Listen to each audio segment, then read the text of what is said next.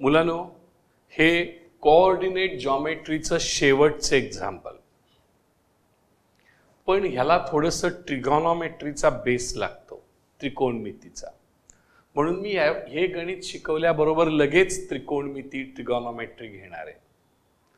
या ठिकाणी लक्षात घ्या, काही ज्या टॅनच्या व्हॅल्यू आहेत, आपण 9वी मध्ये साइन, कॉस, टॅन हे शिकलेलो होतो, बरोबर आहे. त्याची डिटेल्स पण मी घेणार आहे थोड्या वेळामध्ये ट्रिगोनॉमेट्री शिकवत असताना. आणि त्यावेळेला आपण काही व्हॅल्यूज या ठिकाणी लक्षात घ्या पाहिलेल्या होत्या. थोडंसं प्रिपरेशन किंवा थोडी आठवण म्हणून मी या ठिकाणी आपल्याला समजावून सांगतो. बघा, लक्ष द्या. आपल्याला हे आठवतंय का बघा, प्रिपरेशन या ठिकाणी हे आठवतंय का बघा, की टॅन 0 म्हणजे लक्षात घ्या 0. Tan 30 is equal to 1/√3. Tan 45 is equal to 1. Tan 60 is equal to √3/1. आणि लास्टला टॅन 90 हे सांगता येत नाही, त्याला इन्फिनिटी म्हणतात किंवा नॉट डिफाइन्ड असं म्हटलं जातं. सांगता येत नाही, नॉट डिफाइन्ड. ह्या किमती आपण 9वी मध्ये पाहिलेल्या आहेत, इन 9th स्टँडर्ड. मी असं गृहीत धरतो की हे तुम्हाला काही येणार नाही. मी येणार आहे असं काही म्हटलं नाही, बरोबर. लक्षात घ्या.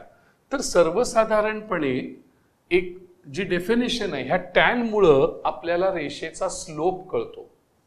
तो कसा बघा सर, त्यांनी सांगताना सांगितलंय angles made by line with the positive direction of X axis. म्हणजे ही जी काही एक्स ॲक्सिस आहे सर, हे एक्स ॲक्सिस हा जो आहे हा एक्स ॲक्सिस आहे. आणि ह्या एक्स ॲक्सिस मध्ये जर का आपण बघितलं तर हा वाय ॲक्सिस आहे. आत्ता मला वाय ॲक्सिसची गरज नाही. त्या एक्स ॲक्सिस मध्ये 2 असते. ही असती पॉझिटिव्ह डिरेक्शन. हिला काय म्हणतात सांगा सर, पॉझिटिव्ह डिरेक्शन. का सांगा याला पॉझिटिव्ह डिरेक्शन म्हणतात? कारण ह्या साईडला सगळे प्लस आकडे असतात, 1 2 3 4 सगळे प्लस. इकडे मायनस असतात, -1 -2 -3. त्यामुळे ह्याला निगेटिव्ह डिरेक्शन म्हणतात. ह्याला कुठली दिशा म्हणतात बघा सर, निगेटिव्ह डिरेक्शन. कळलं बा, ही positive direction of X axis. मग जर एखाद्या लाईननं पॉझिटिव्ह डिरेक्शनशी कोन केला असेल, समजा असं गृहीत धरा की समजा ही लाईन आहे, लक्षात घ्या, कुठूनही घ्या आपण असं घेत असताना, बरोबर आहे का बघा सर. अगदी आपल्याला मी मुद्दामून समजावून सांगेन की समजा मी अशी लाईन घेतली, लक्षात घ्या की अशी मी लाईन घेतली. आपण बरोबर 45 डिग्रीचा अँगल करूया सर, 45 डिग्रीचा अँगल करूया. बघा सर, समजतंय का, हे 90 डिग्री होते ना सर, हे काय होते बघा सर, 90 डिग्री होते. मग 45 डिग्रीचा अँगल करूया सर. बघा, बरोबर निम्म्यातून, म्हणजे अशी लाईन समजा आपण घेतली. कळलं का बघा सर, 45 म्हणजे ह्यानी एक्स अक्षाच्या पॉझिटिव्ह डिरेक्शनशी किती मापाचा कोन केलाय सांगा, 45 डिग्रीचा कोन केलेला आहे. 45 डिग्रीचा कोन केलेला आहे, लक्षात घ्या. तर मग ह्या लाईनचा जो स्लोप असतो, तो स्लोप म्हणजे m is equal to tan 45. म्हणजेच टॅन 45 म्हणजे किती सांगा सर, 1. म्हणजेच ह्याचा स्लोप किती आला बघा सर, 1 आला. ह्याचा स्लोप किती आला बघा, 1. समजा आपण याची पॅरलल लाईन काढली. समजा आपण याची काय केली सांगा सर, एखादी पॅरलल लाईन काढली, समांतर रेषा काढली, तरी देखील त्याचा स्लोप कसा येणार सांगा, सेम येणार. कारण समांतर रेषांचा चढ कसा असतो सांगा, सारखा असतो. मग समजा आपण ह्याला अशी पॅरलल लाईन काढली, लक्ष आहे का बघा सर, समजा आपण ह्याला अशी पॅरलल लाईन काढली. बघा बरं सर, समजा आपण याला पॅरलल लाईन काढली. समजा याला पॅरलल लाईन समजा काढली, तरी हा सुद्धा अँगल किती होणार सांगा सर, 45 डिग्री होणार सर. का सांगा, 2 समांतर रेषाला एका छेदिकेने छेदले असतात, संगत कोन समान असतात, करस्पॉन्डिंग अँगल्स आर सेम. त्यामुळे हा 45 असेल तर हा 45, 2 पॅरलल लाईन्स काढल्या तर. त्यामुळे again m is equal to tan 45 म्हणजेच 1. मग m इज इक्वल टू 1 आपल्या पद्धतीने येते का नाही बघूया, जरा ट्राय करूया. म्हणजे कसं, तर मला सांगा ही जी लाईन आहे हा पॉइंट कुठला आहे बघा सर. समजा आपण म्हणूया इथं 1 आहे आणि इथं हे 2 आहे, हे 1 आणि दिस इज लेटर सपोज दॅट 2.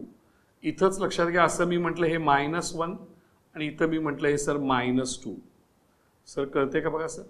आता ह्याचा स्लोप 1 यायला पाहिजे सर. म्हणजे कसं करायचं बघा सर, ही जी लाईन आहे, हा जो पॉइंट आहे लक्षात घ्या, हा पॉइंटचे कोऑर्डिनेट्स काढूया सर. ह्या पॉइंटचा एक्स कोऑर्डिनेट 2 आहे आणि वाय कोऑर्डिनेट किती येतो 0. y coordinate on x axis is always 0. y coordinate of any point on x axis is 0.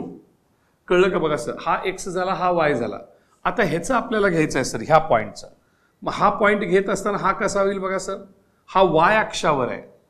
म्हणजे y कोऑर्डिनेट किती आला सांगा, -2 आणि x कोऑर्डिनेट किती आला 0.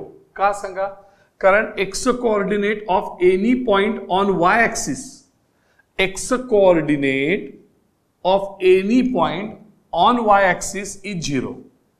y अक्षावरील कोणत्याही बिंदूचा x निर्देशक 0 असतो आणि हा झाला y. आणि x अक्षावरील कोणत्याही बिंदूचा y निर्देशक 0 असतो. y coordinate of any point on x axis is 0. आणि इथं x coordinate of any point on y axis, हा y आहे लक्षात घ्या, on y axis is always 0. मग आता ह्याचाच लक्षात घ्या, स्लोप वापरूया, स्लोप पॉइंट फॉर्म्युला. मग समजा मी ह्याला म्हटलं हे 2 बिंदू आहेत ना सर, लक्षात घ्या. मग ह्याला आपण म्हणूया x1 y1 आणि ह्याला म्हणूया सर x2 y2 आणि याचा स्लोप काढूया. What is the formula of slope सांगा बरं. m is equal to, yes come on, m is equal to y2 minus y1 divided by x2 minus x1. बरोबर आहे का बघा. लास्ट एक्झाम्पल चालू आहे मुलांनो. y is equal to m is equal to y2 minus y1 divided by x2 minus x1. It is equal to आडवी रेष minus minus भरा किमती. बघा बरं सर, मला सांगा इथे x1 ची y2 ची व्हॅल्यू किती आहे बघा सर. y2 ची व्हॅल्यू 0, y1 ची व्हॅल्यू -2, x2 ची व्हॅल्यू 2 आणि x1 ची व्हॅल्यू 0. काय चुकलं का बघा सर. किमती भरल्या सर. मायनस इंटू मायनस काय झालं बघा sir, plus. Minus into minus काय झालं बघा sir, plus. Therefore it is equal to 0 + 2 आणि 2 - 0. मग 0 + 2 म्हणजेच 2. माझ्या खिशात 0 रुपये आहेत, त्यात 2 रुपये घातले, जे 2च राहिले ना. माझ्या खिशात 2 रुपये आहेत, मी त्यातले 0 रुपये दिले, म्हणजे किती राहिले, 2च राहिले ना. 2 - 0 इज 2. 2/2 मीन्स 1.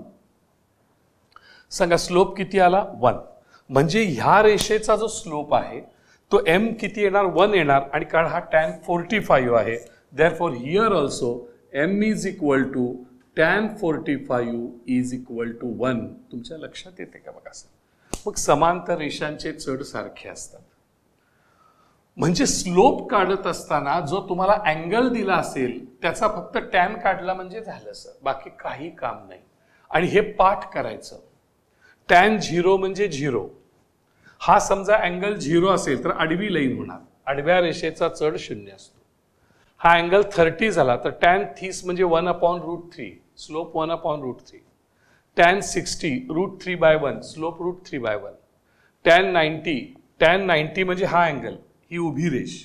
उभ्या रेषेचा चढ सांगता येत नाही, खूप चढ आहे, इन्फिनिटी आहे, सांगता येत नाही, नॉट डिफाईन्ड. हे बेसिक आहे सर, हे प्रिपरेशन आहे.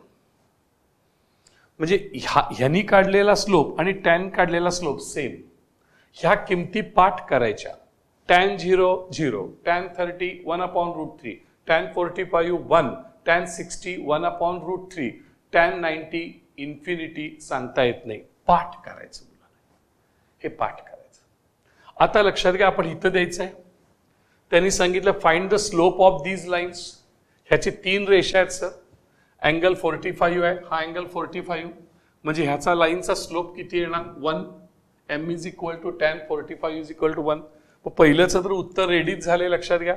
इथं मी म्हटलं आन्सर, लक्षात घ्या, आन्सर ऑफ 1. इथं मी म्हटलं 45 डिग्री, उत्तर कसं येणार, m is equal to tan 45 by definition. Therefore tan 45 म्हणजेच 1, m is equal to 1. This is answer. tan 45 is equal to 1. Example दुसरं बघा सर. आन्सर टू 60 आहे. लक्षात घ्या इथे आन्सर टू या ठिकाणी अँगल किती आहे बघा सर, 60 डिग्री आहे. Theta is equal to 60 degree आहे. बरोबर आहे. थीटा इज इक्वल टू किती, 60 डिग्री आहे. मग m is equal to tan 60. M is equal to tan 60. Therefore m is equal to tan 60 किती आहे बघा सर, tan 60 √3. tan 60 किती आहे बघा सर, √3. त्यामुळे या रेषेचा जो स्लोप आहे तो √3 आहे. लक्षात घ्या सर. Last answer, answer 3. बरोबर आहे सर. Last answer, answer 3. या ठिकाणी आन्सर 3 काय अँगल आहे सांगा, 90 डिग्री. मग स्लोप कसा येणार, m is equal to tan 90. मग tan 90 सांगता येत नाही, not defined. Not defined Marathi माणसं काय म्हणणार, सांगता येत नाही. कळलं सर, सांगता येत नाही असं कळलं का सर. इथं असं म्हणणार सर, एम इज द काय सांगा सर, एम हा काय आहे, स्लोप आहे. म्हणजे लक्षात घ्या slope of first line is 1. पण फार तर फार तुम्ही म्हणू शकता असं, तुम्हाला पाहिजे असेल तर स्लोप ऑफ पाहिजे असेल तर slope of first line, slope of first line is 1. इथं slope of second line is √3. Slope म्हणजे चढ, मराठी माणूस काय म्हणेल, स्लोप ऑफ सेकंड लाईन, दुसऱ्या रेषेचा चढ. स्लोप म्हणजे चढ, slope of second line is लक्षात घ्या √3. लास्ट या ठिकाणी slope of third line is not, cannot be defined. Slope of third line is not defined. Third line cannot be defined, सांगता येत नाही. कॅनॉट बी डिफाइन्ड मराठी माणूस कसा म्हणेल, तिसऱ्या रेषेचा चढ सांगता येत नाही. बरोबर आहे सर. आणि ही झाली लक्षात घ्या त्याची माहिती. या ठिकाणी लक्षात ठेवा सर, स्लोप म्हणजे tan theta. What is the definition, definition of slope काय आहे बघा सर. डेफिनेशन ऑफ स्लोप असा आहे, slope is equal to, what is the definition, स्लोप म्हणजे काय सांगा, slope, slope is equal to tan theta. Slope is equal to काय सांगा सर, tan थीटा. आणि थीटा म्हणजे काय सांगा, पॉझिटिव्ह डिरेक्शन बरोबर केलेला अँगल. हा स्लोपची definition. Slope is equal to tan theta. ज्या स्लोपला आपण एम म्हणतो, ज्या स्लोपला आपण एम म्हणतो. हे सर गणित होतं शेवटचं, जे थोडं ट्रिगॉनॉमेट्रिक बेस असलेलं गणित, कोऑर्डिनेट जॉमेट्री विषयीचं. इथं आपला या ठिकाणी कोऑर्डिनेट जॉमेट्री हे प्रकरण इथं संपतंय. आपण थोड्याच वेळात सुरू करूया. लक्षात घ्या ट्रिगॉनॉमेट्री.